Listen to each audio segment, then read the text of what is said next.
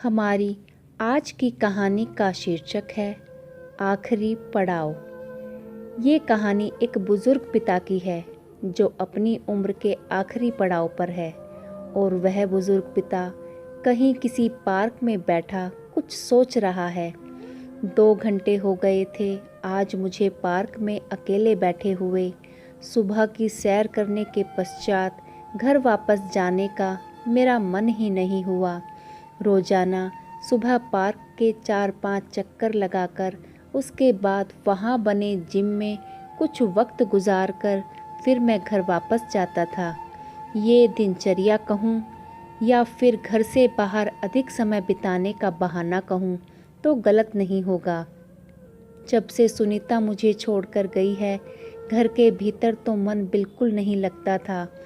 अब तो अक्सर घर से बाहर निकलने के बहाने ही ढूंढता था। हर पल हृदय बाहर शांति और सुकून के लिए ललायित रहने लगा था। घर के बाहर हृदय और मन शांत रहता था। आज मेरी पत्नी सुनीता की तिमाही थी, अतः मन सुबह से ही अशांत था, घर के भीतर भी और बाहर भी। आज तो पार्क का भी सिर्फ एक ही चक्कर लगाया था और एकदम पार्क वाली ओपन जिम जाने के स्थान पर वहाँ लगे नीम के वृक्ष के नीचे पड़ी बेंच पर खुद ही चल पड़े। ये नीम का वृक्ष मेरे और सुनीता के प्रेम का, आंसुओं का, गम का, खुशी का, कहे अनकहे संवादों का और न जाने कितने ऐसे क्षणों का साक्ष्य था। पूरे पार्क में ये एकमात्र नीम का वृक्ष था जिसकी बेंच पर हमने न जाने कितना वक्त गुजारा था और कितने सुख दुख, आंसू, मुस्कुराहटें साझा करके अपना हृदय हल्का करते थे। यहाँ बैठकर मुझे सुनीता के होने का एहसास होता है। सुनीता का साथ छूटे हुए आज पूरे 3 महीने हो गए थे। इन 3 महीनों का हर पल युगों के समान बीता था। हम उम्र के उस पड़ाव में थे जहाँ इंसान को अपने जीवन साथी की सबसे ज़्यादा ज़रूरत होती है और यदि इनमें से कोई एक भी साथी उसका साथ छोड़कर चला जाए तो दूसरे के लिए उसका जीवन मरुभूमि के समान रूखा और नीरस हो जाता है। उसके लिए जीवन का शेष सफ़र तय करना अत्यंत कठिन हो जाता है। धीरे धीरे वो अपनी संतान पर आश्रित हो जाता है। इस कलयुगी युग में माता पिता कुछ संतान को बोझ लगने लगते हैं और अंत में माता पिता एक फुटबॉल के समान हो जाते हैं, कभी इस पाले में तो कभी उस पाले में। अपनी जिम्मेदारी से भागने में उन्हें तनिक भी संकोच नहीं होता। यही इस युग का शाश्वत सत्य है। आज दिवंगत आत्मा की शांति के लिए घर में बच्चों ने पूजा रखी है। मंदिर से पंडित जी को बुलाकर भोजन कराना था, इसीलिए पकवान भी बन रहे थे जिसमें सुनीता की पसंद के पकवानों को भी विशेष स्थान मिला था। सुबह जब सैर के लिए घर से निकल रहा था तो बड़ी बहू ने टोकते हुए कहा था, आज पार्क में देर मत कीजिएगा बाबूजी, आज माँ जी की आत्मा की शांति के लिए पूजा रखी है। माँ जी के पसंद के पकवान बनाए हैं, खास तौर पर मूंग की दाल का हलवा। माँ जी को मूंग की दाल का हलवा अत्यंत प्रिय था ना, इसीलिए। छोटी बहू ने भी ताल से ताल मिला दी, कहकर दोनों बहुएं रसोई में चली गई। बहुओं की बात का कोई उत्तर न देते हुए बिना उनके मुख को देखे मैं सधे कदमों के साथ पार्क की तरफ निकल गया। बहुओं के कहे शब्द, माँ जी की पसंद के पकवान बनाए हैं और ख़ास तौर पर मूंग की दाल का हलवा, मेरे कानों में पिघला शीशा घोल रहे थे। आंखें अविरल बहने लगी थी। इंसान के दोगलेपन का, उसके ढोंग से रूबरू होकर हृदय अत्यंत पीड़ित हो गया। और अगर वो इंसान आपकी अपनी संतान हो तो पीड़ा अधिक गहरी होती है। आज सुनीता के प्रिय पकवान और हलवा बनाकर सबको खिलाए जाएंगे, सुपुत्र कहलाए जाएंगे। परंतु उस दिन अतीत मुझे अपनी ओर खींचने लगा। आँखों के सामने वो दिन चलचित्र की तरह चलने लगा। क्या बात है सुनीता, सुबह सुबह भीनी भीनी खुशबू ने पूरे घर को महका दिया। क्या बना रही हो? मूंग की दाल का हलवा। मूंग की दाल का हलवा? किस खुशी में भाई? हलवे का नाम सुनकर मेरी आंखों में चमक आ गई थी। मूंग की दाल का हलवा मुझे अत्यंत प्रिय है और मुझसे अधिक सुनीता को प्रिय था। इस बात का सुनीता को भली भांति ज्ञात था। अक्सर वो मेरी खुशी के लिए मूंग की दाल का हलवा बना देती थी। हलवा खाकर हम दोनों को असीम तृप्ति मिलती थी। खुशी वुशी कुछ नहीं, आपको पसंद है ना, बस इसलिए। जब तक मैं जीवित हूँ आप खा लो। उसके बाद?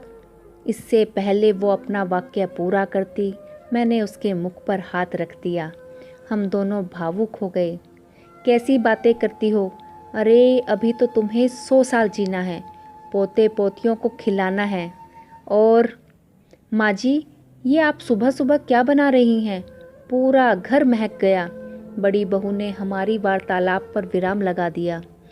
वो मैं मूंग की दाल का हलवा बना रही हूँ। तुम्हारे बाबूजी को बेहद पसंद है ना? बाबूजी से ज़्यादा तो आपको पसंद है माँ जी। मूंग की दाल के हलवे में घी की मात्रा बहुत होती है और डॉक्टर ने आपको ज़्यादा घी तेल का सेवन करने के लिए मना किया है। और आप हैं कि बाबूजी के बहाने। छोटी बहू ने आकर ताल से ताल मिला दी। और नहीं तो क्या, आप लोग तो स्वाद स्वाद में खा लेंगे, परहेज नहीं करेंगे। और फिर क्या बड़ी बहू? जो कहना चाहती हो स्पष्ट कह दो। मैं क्रोध से बोला। आप शांत रहिए और चलिए, यहाँ से भीतर चलते हैं, खामखा बात बढ़ जाएगी। सुनीता मुझे शांत करने लगी। मैं क्यों शांत रहूं? अरे ये घर मेरा है, मेरा। अभी मैंने किसी चीज़ का बंटवारा नहीं किया है। अगर हमें कुछ हो गया तो मत लेके जाना डॉक्टर के पास।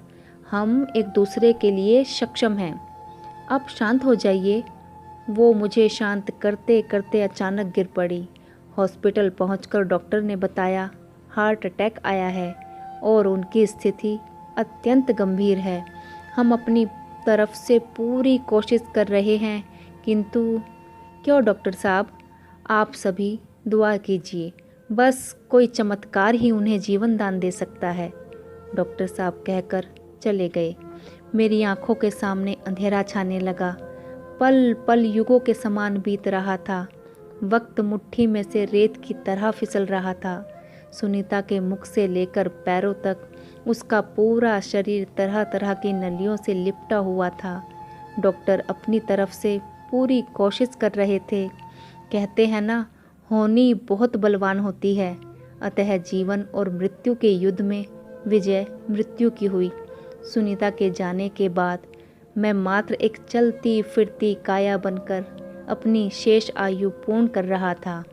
मैं अक्सर एकांत में सोचता कि कितनी विचित्र विडंबना है नियति की, जिस घर परिवार को बनाने में, उसको सींच कर हरा भरा करने में अपनी समस्त खुशियाँ स्वाहा कर देते हैं, वही परिवार जीवन के एक बिंदु पर आकर स्वार्थी हो जाता है। सोच पंगु हो जाती है और हम इसी भ्रम में इतराते हैं बुढ़ापे में सुकून भरा जीवन व्यतीत करेंगे, अर्थात अपनी रिटायर्ड लाइफ अपने परिवार के साथ खुशी खुशी व्यतीत करेंगे। पर तब तक समय बहुत बदल जाता है। यही सपने लिए हम युवा अवस्था से बुढ़ापे तक आ जाते हैं। बाद में एहसास होता है कि उस पड़ाव तक आते आते 2 पीढ़ियों के बीच सोच का, रहने सहने का एक बहुत बड़ा अंतर आ जाता है, जिसे हम चाहकर भी मिटा नहीं पाते। पहले हम अपने सभी शौक परिवार की खुशी के लिए त्याग देते हैं और उसके बाद शौक हमें त्याग देते हैं। हम अपने जीवन में अपने आप को उसी मोड़ पर खड़ा पाते हैं जहाँ से हमने अपना सफ़र शुरू किया था। बुढ़ापे के सफ़र में जीवन साथी की सबसे अधिक आवश्यकता होती है और इसी सफ़र में तुम मुझे अकेला छोड़कर चली गई सुनीता। ये एकाकी जीवन बहुत कठोर और निर्दयी है सुनीता। मैं अपने ही विचारों में घिरा हुआ था कि तभी बड़े बेटे रवि ने आकर कहा, बाबूजी, आप अभी तक यहीं बैठे हैं? घर चलिए, सभी प्रतीक्षा कर रहे हैं। पूजा में देर हो रही है। मैं चुपचाप उठकर कठपुतली की तरह उसके पीछे पीछे चल दिया। पंडित जी के मंत्र उच्चारण से पूरा घर गूंज रहा था। मूंग दाल के हलवे की घर में घूमती भीनी सी महक मुझे भीतर तक कचोट रही थी। इसी हलवे के कारण आज मेरी पत्नी सामने हार चढ़े फ्रेम में सजी हुई है। मैं पूजा में मूक दर्शक बनकर बैठा रहा। सर्व संपन्न होने के बाद मैं बैठक में बैठ गया। तभी मेरे दोनों बेटे रवि और गौरव अपनी अपनी पत्नियों के साथ मेरे पास आकर बोले, बाबूजी, आपसे कुछ बात करनी है। बोलो रवि, क्या बात है? वो बाबूजी, मेरा प्रमोशन हो गया है। मैंने बोला, अरे ये तो खुशी की बात है। पर बाबूजी, ऐसी क्या बात है रवि जो तुम कहने में हिचकिचा रहे हो? वो बाबूजी, 7 में मेरा ट्रांसफ़र हो गया है और अगले 15 दिन में मुझे वहाँ ज्वाइन करना है। अभी फ़िलहाल हम कंपनी के दिए फ्लैट में शिफ्ट हो जाएंगे। अरे ये तो अच्छी बात है ना, इसमें इतना हिचकिचाने की क्या बात थी? मैंने बात को नरम तरीके से कहा। वो दरअसल बाबूजी, आप तो हमारी आर्थिक स्थिति से भली भांति परिचित हैं और फिर अब तो गौरव भी लखनऊ में शिफ्ट हो रहा है। तो मैंने कहा, तो क्या बात बेटा? तो बाबूजी, हमने फैसला किया है कि आपकी जिम्मेवारी हम बारी बारी उठाएंगे।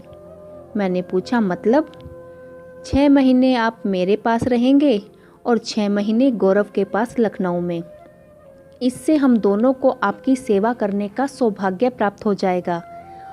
और मैंने उसकी बात को काटते हुए कहा, अर्थात मैं फुटबॉल बनूंगा, 6 महीने एक पाले में तो 6 महीने दूसरे में।